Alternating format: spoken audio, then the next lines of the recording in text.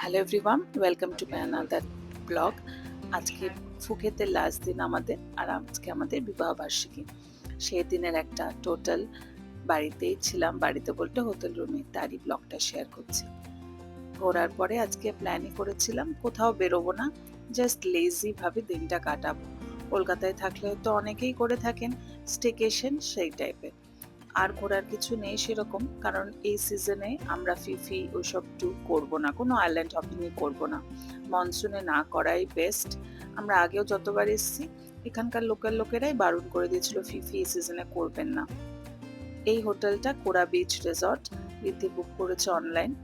এটা শহর থেকে অনেক দূর, আর এটা দাম কম্পারেটিভলি হলিডে ইনের থেকে হাফ প্রাইসে ছিল। তার উপরে আমরা কমপ্লিমেন্টারি আপগ্রেড পেয়েছিলাম, এরকম একটা এই অ্যাপার্টমেন্ট স্টাইল বলতে পারেন।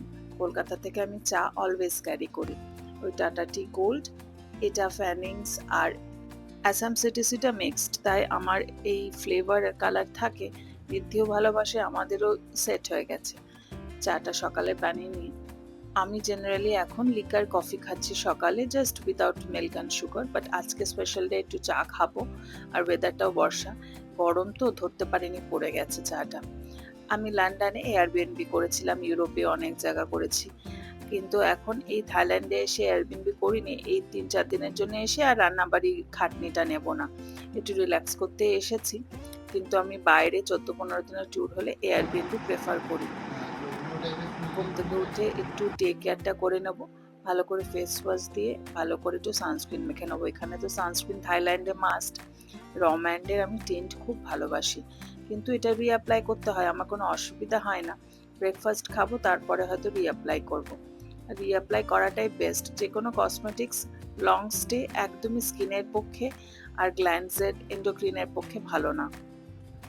এই হোটেলটা শহর থেকে অনেক দূর, আমাদের কাছাকাছি কোনো 7-11 নয়। লাস্ট টাইম 7-11 থেকে কিছু খাবার কিনে এনেছি, সেগুলো গরম করবো আর কিছু অর্ডার করবো লাঞ্চে ইচ্ছা। তবে ব্রেকফাস্টটা এখন আনন্দ করে এনজয় করি। হোটেলে থাকলে তো এই স্পেশাল ডেতে ব্রেকফাস্ট এনজয় করতে ভালোই লাগে, তবে ছেলে এখনও ভালো করে নিজে খাওয়াটা সকালে ব্রেকফাস্টে পারছে না। প্রচুর সকালে ব্রেকফাস্টে হয়তো বডি চিয়ার আপই হচ্ছে না। ওকে ঠিক করেছি এবার 1 ঘন্টা আগে উঠিয়ে দেবো, 1 ঘন্টা পর খাওয়াবো। এই ব্রেকফাস্ট অপশন অনেক আছে। দেন নুডল স্যুপটা আমার দারুণ লেগেছে। এটা পুরো ওশেন থিম একটা হোটেল। এরা নাকি 2025-এ প্রাইজও পেয়েছে, জাস্ট 1 বছরই হয়েছে, কিন্তু 6 মাস ধরে কিন্তু অপারেশনালটা স্ট্রং ওদের। আর এই হোটেলটার থেকে অনেক কিছু দূরে ডিস্টেন্ট, তাই হয়তো এত কম দামে পেয়েছি। 2 দিনের প্যাকেজ নিয়েছি, অ্যাভারেজ 10,000 টাকা করে পড়েছে উইথ ব্রেকফাস্ট 4 জন, তো যথেষ্ট রিজনেবল। এখন আমরা 4 জন মিলে রয়্যাল বেঙ্গল বা আইটিসিতে থাকলেও এই টাকায় হয় না উইথ ফুড আর কি। এখানে একটা অ্যাকোয়ারিয়াম আছে, খুব সুন্দর স্টারফিশও আছে, প্রচন্ড অ্যাট্রাকটিভ ব্যাপারটা। রাশিয়ানস, অস্ট্রেলিয়ানসে এটা ভর্তি, যারা ওই হয়তো 15-20 দিনের জন্য এসে রিল্যাক্স করছে। একটা প্লে রুম আছে, কিন্তু এটাই কোনো ওই ওই ওয়াটার পার্ক টাইপের নেই, যেটা হলিডে এনে ছিল। আর প্যাটং বিচের চার্মই আলাদা। আমরা জাস্ট ট্রাই করবো বলে এসেছি, কিন্তু সবার তো রুচি সব হয় না। রীতি এসব সুনসান ফাঁকা আমরা এখন সুকুন এরিয়া বিচে পছন্দ যাচ্ছি, এই করে। যে বিচ, সামনেই আর বিচ, এই যে আমাদের অ্যাক্রস হোটেলটা। The road. প্যাটং এও তাই ছিল, আমরা এত একটু বিচে ইন্টেরিয়ারে যাচ্ছি তো, এখন ওই জন্য এত কম দামে হোটেল ব্রেকফাস্ট দিচ্ছে খেয়ে। আর কি। বিচে একটু ছবি ছাপা তুলবো, তারপরে আবার এসে ফ্রেশ ট্রেশ হয়ে স্নান করে লাঞ্চ করব। মানে আজকে পুরো রিল্যাক্স। প্যাটং এ অনেক হোটেলের অপশন আছে, Patong beach resort, Patong lodge, Ibis Patong, Holiday Inn Express, Holiday Inn. এই অ্যারাউন্ড 3,500 থেকে 5,000-এর মধ্যে কিন্তু অপশনগুলো ভালো। হলিডে ইনটা একটু এক্সপেন্সিভ, ওইটা 6 হয়ে যায়, কারণ ব্রেকফাস্টটা টু গুড। এত ইন্ডিয়ান খাবারের অপশন, যদি ওই 3 দিন 4 দিনের জন্য কেউ আসে, তো 1 দিন 2 দিন হলিডে এনে থাকাই যায়, বাচ্চাদের খুব ভালো লাগবে। আর যদি লং আসে তাহলে তা আলাদা কথা। হলিডে ইন এক্সপ্রেসটাও ভালো, ওটা সুইমিং পুল আছে। আর প্যাটং এ প্রচুর হ্যাপেনিং এরিয়া, ওষুধ দোকান, খাবার দাবার, 7-11, রেস্টুরেন্ট, কোনো অভাব নেই আর কি। আর প্যাটং এর বিচটাও অসাধারণ, তবে এর বিচটা একটু স্লোপি, কিন্তু এখানে যারা আছে তারা ওই একটু নিরিবিলি পছন্দ করে সেরকম। আর পাশে এখানে লেগুনা বলে একটা এরিয়া আছে, ওখানে দেখলাম অনেক লাক্সারি ভিলা টিলা আছে। এখান থেকে ভিউটা খুব সুন্দর। আমরা এসে একটু এবার ড্রেস চেঞ্জ করে সুইমিং পুলে আসবো। এই স্টেকেশন করলে যেরকম ব্যাপারটা হয়, এইখানে যারা আছে তারা তাই করছে। আমরা একটু সুইমিং পুলে আমি দেখলাম আমাদের ঘুরতে গেলে এই হোটেল স্টে খাওয়া খরচার থেকেও বেশি হচ্ছে আমাদের এই ট্রাভেল এক্সপেন্সেসগুলো। ধরুন ফ্লাইটের ফেয়ার, ফুকেতে ডাইরেক্ট ফ্লাইটটা একটু বেশি, 15,000 টাকা করে নিল per head. Up and down এই রাউন্ড ট্রিপে মোটামুটি এই 20-22 পড়ে গেল, ট্যাক্স হ্যাড্ডা ব্যাড্ডা অ্যাড করে 4 জন বলে আরও বেশি হয়ে যায়।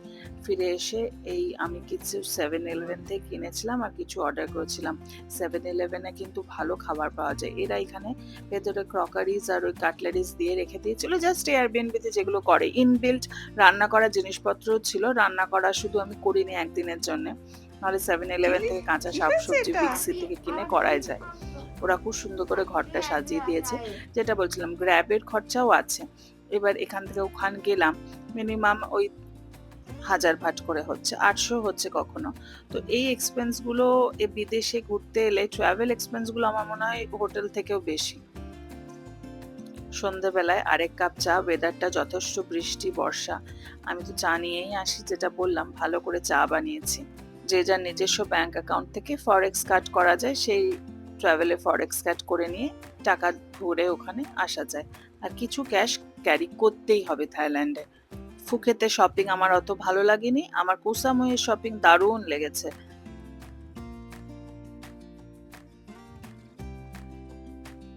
তারপরে চাটুচাক মার্কেট, কোহ সামুই থেকে আমি অনেক কটা জিনিস কিনেছি, এখানে ফুকেতে দেখলাম না। এটাও একটা ব্যাপার, সেটা ব্যাপার হচ্ছে যে এটা অফ সিজনে হয়তো সেরকম ওরা ইন্টারেস্টেডই না। দেখলাম অনেক দোকান বন্ধ, হোটেলসরাও অনেক লো রান করছে আর কি। তো সেইভাবে তাই জন্য অফারটাও আমরা পেয়েছিলাম আপগ্রেডেশনে। এটা সিজনে এলে সেটা পেতাম না। চাটা খেয়ে হোটেলটা একটু এক্সপ্লোর করলাম। এরা যেহেতু থিমড হোটেল, তাই জন্য খুব ওশেন ব্যাপারটা সুন্দর করে সাজিয়েছে, তুলে ধরেছে। এতে ছোট থেকে ছোট জিনিসও খুব সুন্দর করে দেখিয়েছে, যেমন টি টেবিল থেকে শুরু করে ওয়াল ডেকর, সিটিং সব অ্যারেঞ্জমেন্ট, মধ্যে জলের ওশেনের মধ্যে টাচ আছে। বসবে। যারা বাজার এটা হাট আবার করে এখানে বসে এখানে ফাংশন থেকে টাংশন রিল্যাক্স হবে। করবে, বিচ এনজয় করবে, ঘোরাঘুরি করবে না, তাদের জন্য এইসব রেজর্ট খুব ভালো। কোরা বিচ রেজর্ট নাম। তো 7-Eleven বিক্সি থেকে অনেক শপিং টপিং করে, গ্রসারি আর কি, এখানে এসে রান্নাবাড়ি করে খেয়ে আরামসে থাকা যায়। ইভিনিং এ একটু বাড়ির থেকে সব বাড়ির লোকজন ফোন করছিল, বিবাহবার্ষিকী ছিল বলে, তাদের সাথে কথাবার্তা বলেছি। আমরা হোটেলেই খেলাম দুবেলা, আর কয়েকটা 7-Eleven থেকে খাবার কেনা ছিল, সেগুলো মাইক্রোওভেন ছিল, গরম করে বিচটা এত নিয়েছি। ক্রাউডেড ছিল, গম গম করছে, আর এটা তত শান্ত, কিন্তু এটা আবার লোকজন আছেও, প্রচুর বিদেশি আছে, বম্বে টম্বে থেকে লোকজন এসছে। তো তারা ওই ঘুরে টুরে এসে বোধহয় চিল করছে, বা হানিমুন কাপল যারা, তারা একদম রিল্যাক্স করার জন্যে। ওই রকম টই টক্কর ঘোরার মতন নয় এরা, বোঝাই যাচ্ছে। তো আমার হোটেলে অনেক বড় প্রপার্টি, অনেক রুম, নিশ্চয়ই অকুপেন্সি হয়, তাই জন্য এই সিজনে এদের নাকি প্রচুর পিক থাকে। বললো 80% রাশিয়ানসরা আসে, আর রাশিয়া থেকে এটা থাইল্যান্ড খুব ভালো ডেস্টিনেশন ওদের ট্রাভেল। আমরা এখানে বাইক নিয়ে ঘুরতেই পারতাম, বাট আমরা ঘুরিনি, 4 জন আছে বলে। আজকে ব্লগটা এখানেই শেষ করলাম, আবার দেখা হবে আরেকটা ব্লগে।